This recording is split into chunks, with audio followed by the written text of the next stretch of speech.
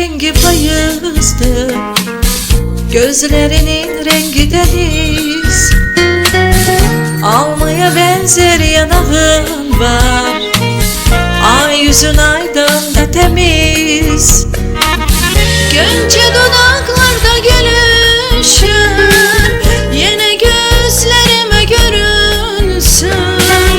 Beni benden alan öpüşler yine etrafıma bürünsün. Gönce dudaklarda gülüşler yine gözlerime görünsün. Beni benden alan öpüşler yine etrafıma bürünsün. Günleri saydım seni çattım esesiyim, derdimi başımdan attım esesiyim. Yokuna gelme için, özünü görme için, tek seni fikirleşip yaptım esesiyim.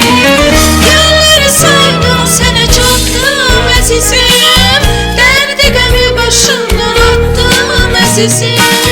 Yokuna gelme için, özünü görme için, tek seni fikirleşip yaptım esesiyim.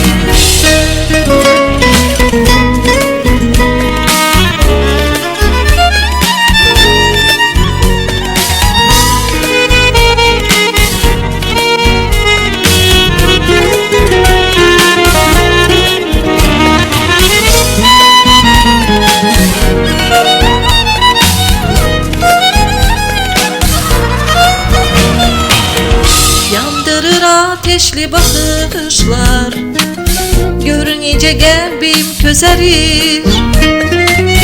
Her bakışınla yüreğimde bir yeni dünya düzelir. Gönce dudaklarda gülüşler yine gözlerime görünsün.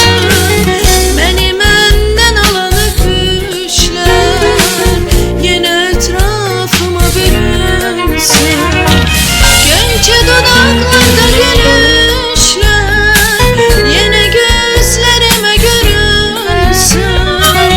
Beni benden alan öpüşler yine etrafıma bürünsün. Günleri saydım seni çattım esesiyim, derdimi başımdan attım esesiyim. Yokuna gelme için, özünü görme için, tek seni fikirleşip yaptım esesiyim.